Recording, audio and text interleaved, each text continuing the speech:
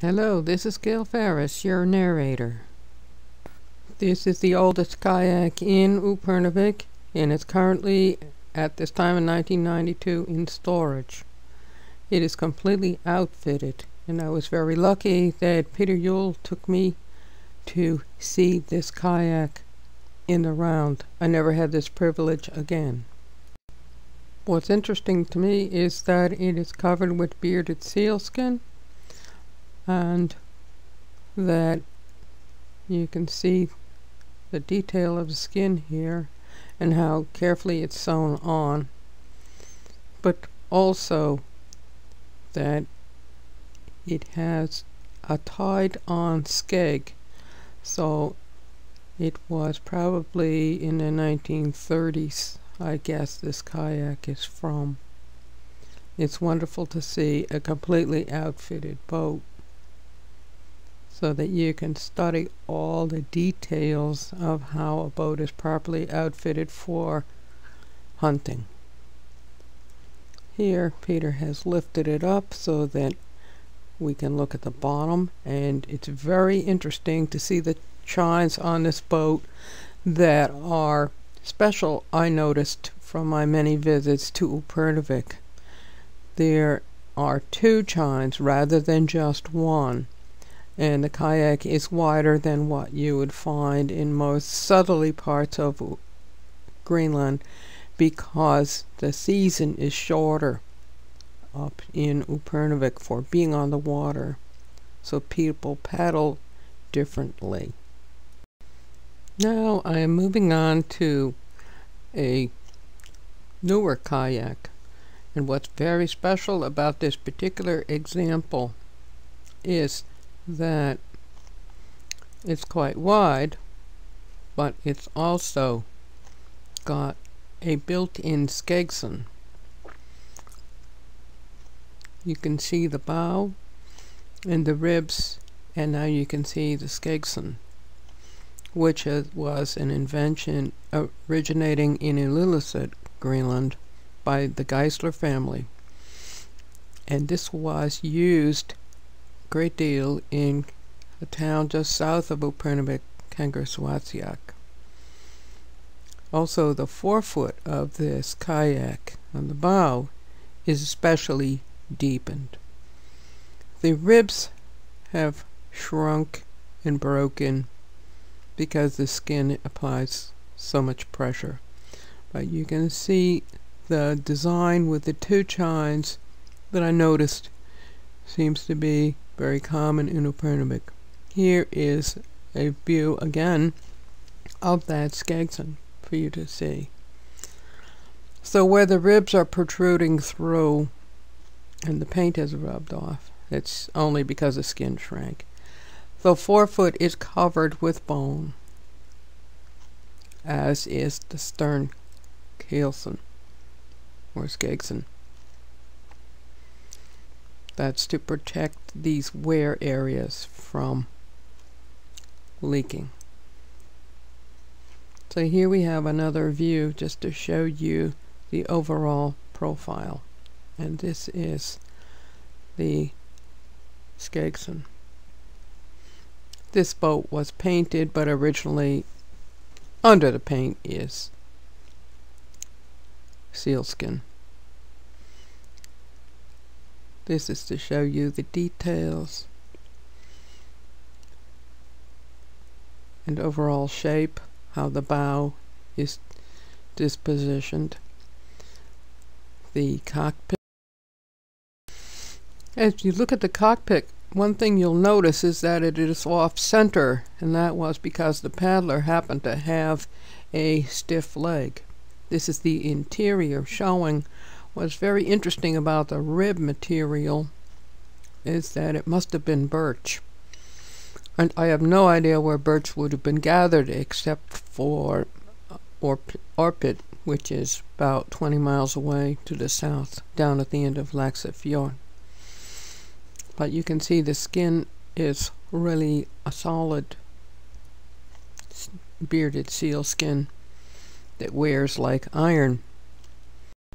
Here is a detailed view of the chines midship going forward, and aft in detail, so you can see how the chines fall on this boat, which is most interesting. This is the cockpit, and it shows the deck lashing adjustment strap, how it is tied to the rib inside of the cockpit.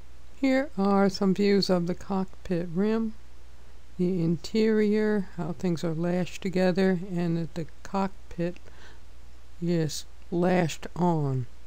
It's not done with bone pegs. So that is an interesting thing to think about. Here is the deck, and looking from the cockpit down the deck, you can see the disposition of the bow. Now we're looking in at the inside of the gunwale to show you how the ribs are attached into the gunwale. And yes, I think there's a nail there in the picture, and how the ribs are attached to the stringers below. And I don't know what the string is for, but it's another interesting question. This is Niels Müller. These are 2 kayaks he has built.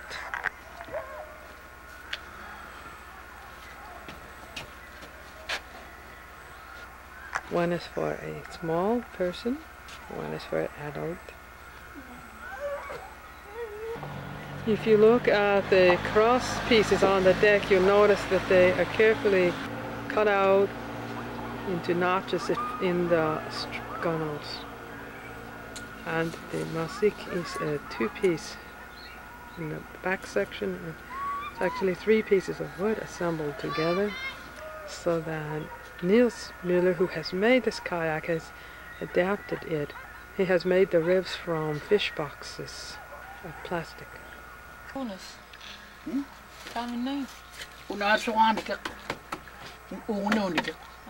He moved the wood. Yes. Down here. Yes. I thought so.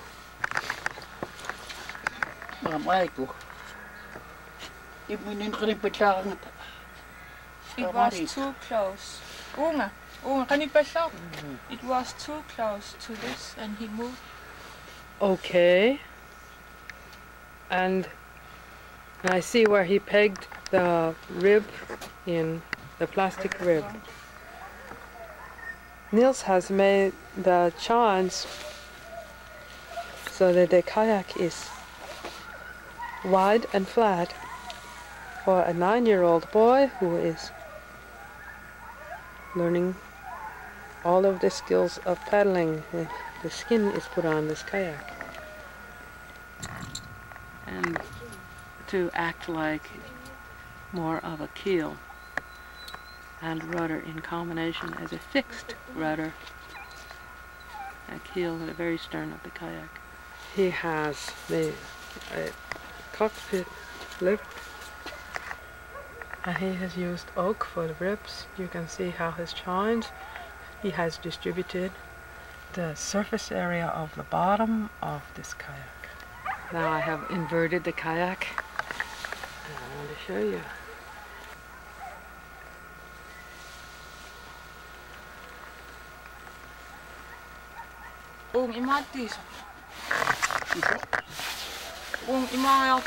Uingas nothing, uingas. So on Tama. Tama, great high. Great high Tama. Uingas. It's ein Kuyawa, Tain Portuguese.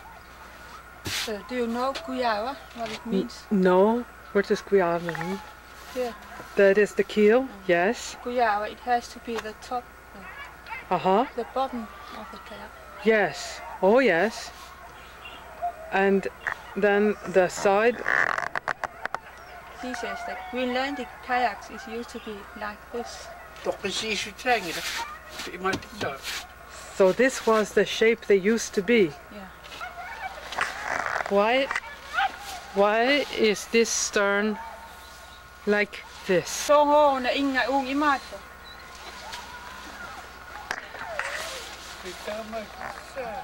Ja, net hoe je het weten. Net hoe je het weten. So, you might you might right? You might sing it. You might sing it. You might teach her. Så. Det damals dit så. Så. Hej? Så. Und damals hier. Not so saying it, you might sing it, you might sing it. He said that it keeps the balance when you shoot the seal. It keeps the balance. Yes. Yes. That is right. I spoke to Ole Lives and